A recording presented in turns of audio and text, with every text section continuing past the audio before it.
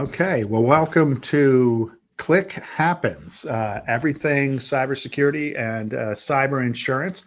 This is brought to you by SeedPod Cyber.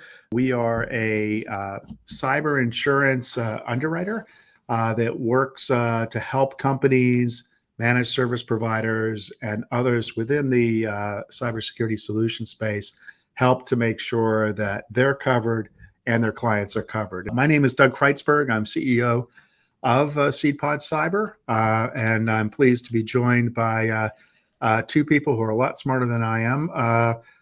We have Yaswanth Chukkaluru. He's a senior security engineer. He goes by Chuck. How you doing, Chuck? Doug. Hey, Fabio. And then we have Fabio Berdufi, calling, it looks like from his palatial mountain estate, probably in Aspen, Colorado. I don't know. Fabio's our senior underwriting director here at SeedPod Cyber. Fabio, how you doing? Doing great. Yeah, it took some time from skiing in the summertime in Aspen to join you guys. Summer skiing. Yeah, there could be some. Maybe there is still some snow up there. Well, good to have you here. And when we were talking about putting this together, it didn't take long to look at the news and think about the topic that we should be talking about. A series of cybersecurity events have occurred over the past, I guess, few months that seem to come from one, crime family, if you will. And it's interesting in a couple of aspects. First is, from the concept of how this crime organization is actually getting into businesses, and then the other is who they are actually. So we're going to talk about it, and the name is called Scattered Spider.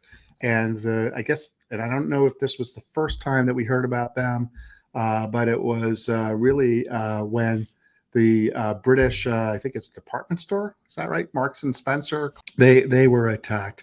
And then there's been some recent attacks here in the United States, really focused in the insurance sector. And we'll talk about that as well. I believe Erie Insurance Company, Philadelphia, and now Aflac. And we should just say that, everything that we'll be talking about is based on public information. We're not sharing anything that hasn't come outside of a public domain here and our own thoughts. But I want to throw it to you, Chuck, and just if you could kind of describe, I don't know if you want to pick Marks and Spencer since they were the first, or another one, but just how do these attacks occur, or what happened?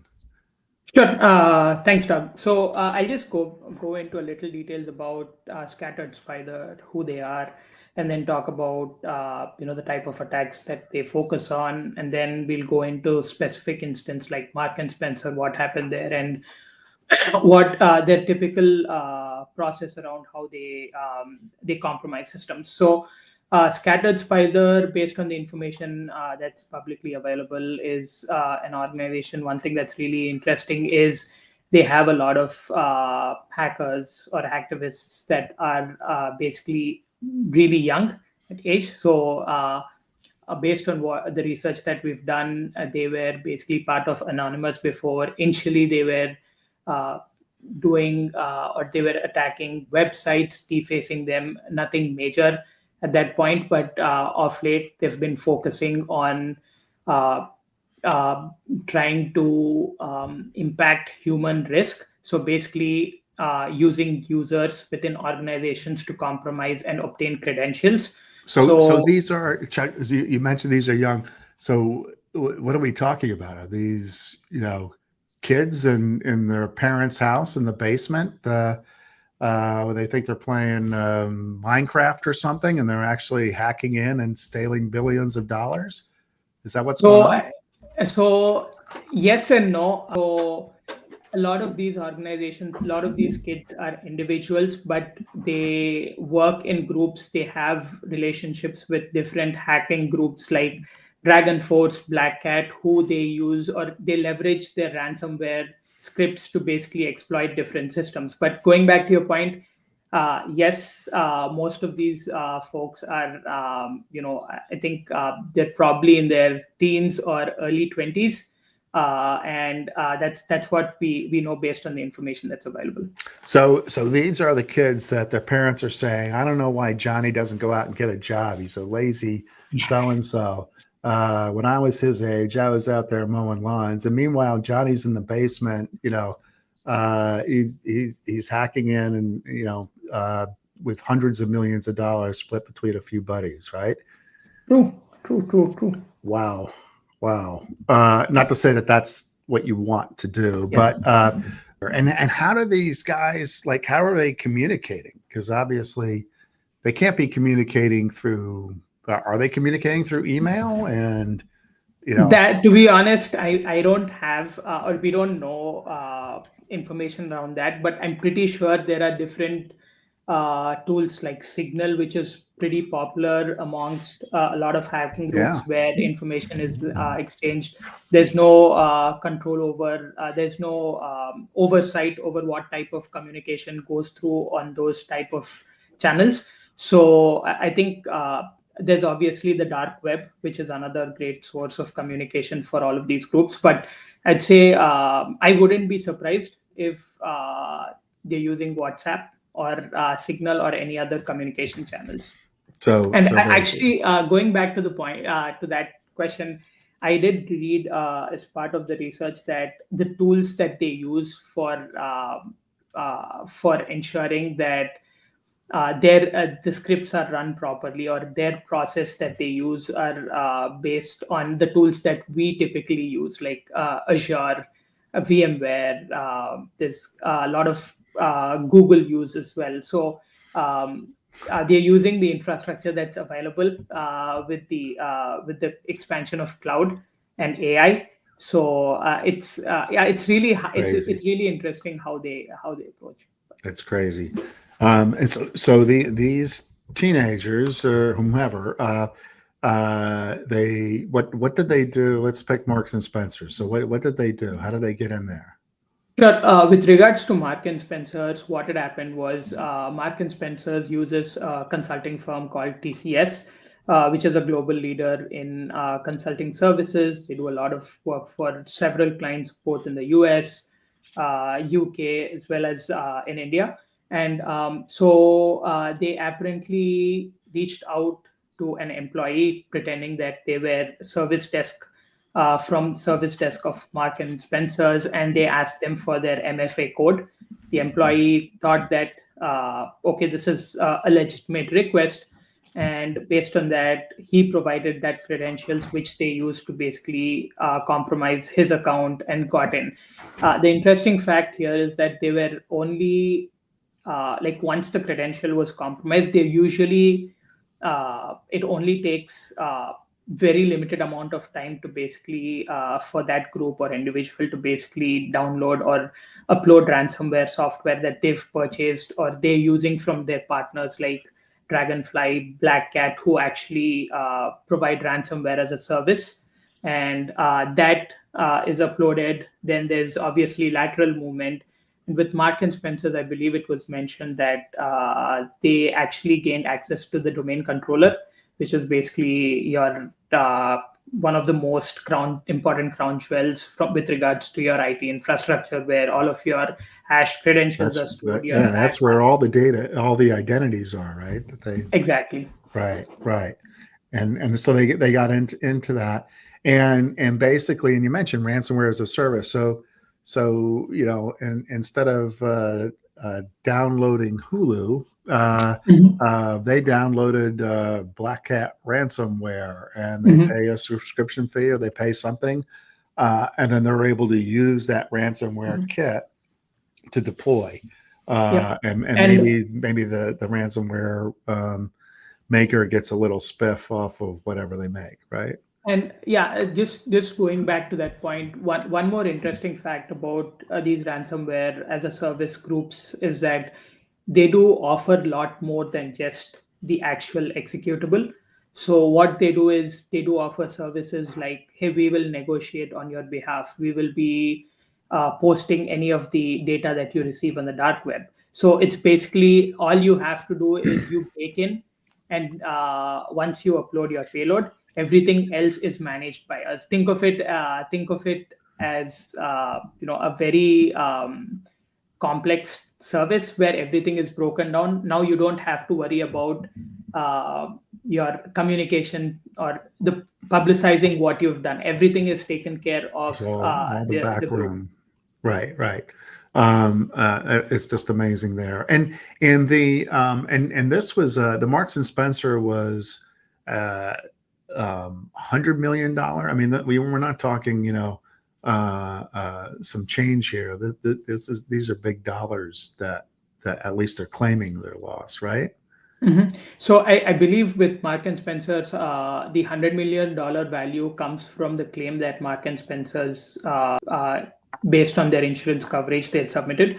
So overall, with regards to the cost, we are not really sure how much it would have impacted, because when you think about a ransomware incident, you just see that dollar value, but there's a lot of other factors that you have to consider, like the cost of recovery, the cost, your insurance premiums. You have to think about the reputation of the brand, right? That is something that you can't. It's hard to really quantify after an incident when you know that you've basically lost your customers' information. It could be addresses, email addresses, phone numbers, what their purchase history and things like that. That is really, and I feel like that is, though it is not PHI or your PCI or very sensitive information, there is still a lot of sentiment that goes around when you're talking about persons PII, or personally identifiable information. And so, and PII is what? Is name, address, social security number, maybe credit card, passwords, or just anything that identifies who you are as an individual there. And Fabio, it sounds like Marks and Spencer got hacked by their own people. Just gave them the credentials, right? Or they hired the people they hired gave them credentials. How could that even be an insurance claim? I mean, they let the people in. They opened the door. They said, "Hello, come in." Oh, you want to move out the furniture? Have at it. There. How was that even insurable? So, under the eyes of most cyber insurance policies, there is coverage for incidents like this. There are also some of the more common types of incidents that do occur. As Chuck spoke about, the human element, it's lower hanging fruit than, let's say, a brute force attack or a way to just, penetrate the systems through some other means, versus if you're just given those credentials, you may have to do a little bit of research, reconnaissance initially to gain information on the person you're impersonating. But then once you're given credentials, it's much easier to move laterally within the company, and cause damage in the ways that we've seen here. And cyber insurance does extend coverage to these sort of incidents where someone is impersonated, that then allows for a much greater impact throughout the organization. So when they're asking like for $100 million, and we don't know exactly what that's for, right? But what could you imagine that it's for? Absolutely. So we can sort of go down the lines of what coverages would have been triggered, let's say in time order, for example. So the first initial component of cyber coverage that would have responded is what's typically known as breach response costs. That includes the initial cost to investigate a claim, have forensics reports generated so that way the carrier as well as the insured knows exactly what the scope of the event is and maps out all the damage, all the entry points that allows for a quicker ability to respond. There's also coverage there to pay for any sort of legal costs. So as you can imagine, a large organization like Marks and Spencer has a significant legal liability component to if something like this happens. So any sort of legal advice, as well as any class action lawsuits that may have been brought over by any third parties that are alleging damages in these type of events. So this actually pays you for because I'm used to insurance for when you get sued, right? Mhm. And then you got to have insurance to pay. But this also pays you to get your stuff back together, right? And get the operations back and get so it can cover and then does it also and it also pays for lost profits? Is that Yeah, absolutely. so? That is a huge component to the coverage as well. So, Right, as you can right, imagine, if those initial items were triggered, the next is your downtime. So, right, any amount right, of time that the company is down up until a certain period, it's typically 3 months, up to 3 months of the company being down. They'll be reimbursed for that net income loss due to that right, downtime as well. right, Um, right. That's incredible. And now, it went from, you know, Marks and Spencer, and I'm sure there's a lot of other stuff going on. Um, they're in the United States, and for I don't know, apparently they're targeting insurance companies. Um, here, and I don't know if that's intentional or that insurance companies are just the ones that are most likely to click on a fish, or whatever. I don't know how they're getting in, but Chuck, can you talk to us about what's going on in the U.S. now? There's a couple of insurance companies that have been hit. But just going back, I think one thing that I didn't mention earlier was most of the folks from Scattered Plus Spider are either based in the US or the UK. So that's Oh, so something. these aren't the Russians, these aren't the No, Chinese or the Nigerian emperors or whatever. These are the kids in the basements that the parents think are playing Minecraft or whatever yes. the games are, right? They just got them a Switch 2 and they think they're in the basement doing that. So these are US people and so maybe they're just kind of playing it close to home now, you think? Yep. So, as you can see, as I think, as you correctly mentioned, given that insurance payments or cyber insurance payments, mostly go out through the cybersecurity insurance firms, and in such cases, what better than actually target who's Yeah. paying out money, right? So, I Yeah. think that's surely the approach I believe that they're taking, and the other things that to keep in mind is compared to other industries where you typically associate with really sensitive information like government or healthcare industry where you have tons of healthcare records, or PCI or credit card industries where there's more probability of damage with regards to individual users. I think that focus has slightly switched from that area because a lot of these industries have come up with different security frameworks. Like healthcare has high trust. There's different NIST, obviously for the government agencies. So I think there are a few frameworks for the finance industry, financial services sector as well, but especially focusing on the insurance industry, I think that is something which is slightly lacking, where there's no framework or security outline that focuses Right. specifically towards insurance providers. And I think that is where that might be one of the outcomes of what we are seeing is, hey, we have to have something that focuses on the type of data or the type of processes that we manage. Yeah. But at the same time, I mean, it's also that the vector, so to speak, through which they're getting access are people, right? And Mhm. so the chief information officers go to these security conferences and they buy all the security hardware and they or software and they plug it in and they've got the single pane of glass which tells them everything that's going on, and hopefully a lot of green blinking lights, so they think they're locked down. Meanwhile, their help desk is saying, oh yeah, sure, here's your password, I'll send it out to you. MFA is not working, oh no problem. And so all the stuff that they just created doesn't matter because they've just snuck in.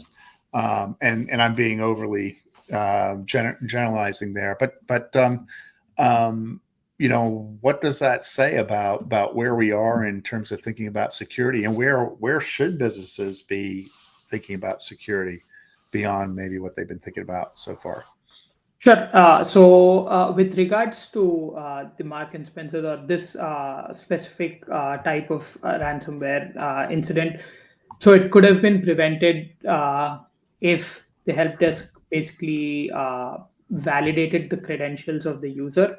So, just or even if the user was educated enough in from a security sense to say, "Hey, my help desk does not really call me for such requests," or just standardizing the process, making sure that users are aware of how to expect communication, and also verifying the identity of who's really contacting you. So that basically goes into what we've been dealing with over several years, like cybersecurity awareness training. How do you spot phishing emails?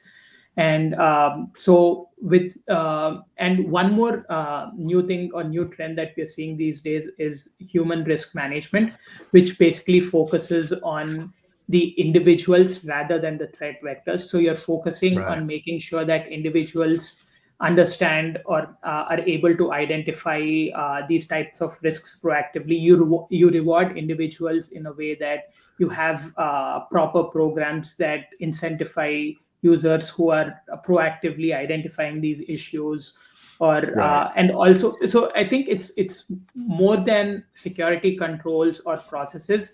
I would say a cultural shift which focuses on helping users understand what is Right. right, what is not right, and how they can basically use resources that they have within the organization to identify such activities. Right. Right. Interesting. And Fabio, from your perspective, you know, obviously on maybe it's not obvious, but on cyber insurance applications, they usually ask, not all the time, but do you do cyber security awareness training, or do you do something?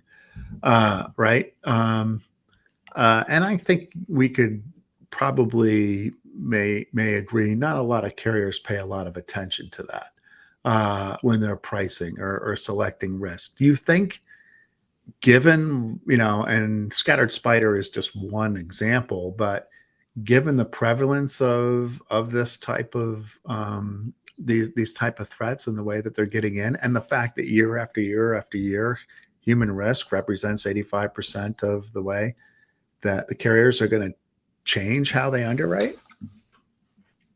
Yeah, I think so. This that sort of question that you brought up initially, I mean, it does have impact, especially as organizations get much larger in their revenue size, in terms of their insurance pricing and how it's viewed. But again, it's a very sort of broad topic that is typically covered within two questions on the application, specifically around some of these attacks that have been going on, specific to um, to this group, to Scattered Spiders. They're doing a lot of like help desk impersonation. So there might even be specific questions coming out to organizations that this would apply to, that would ask maybe, how is your help desk authenticating the users on the other end of of the phone that are looking to gain access, sometimes with intentions to do what this group is doing. So um, I think insurance is very reactive. And my anticipation is within the next maybe 6 months that there be some expansion on what is typically a very low impact score on an insurance Mhm. application, if you will. Right, right.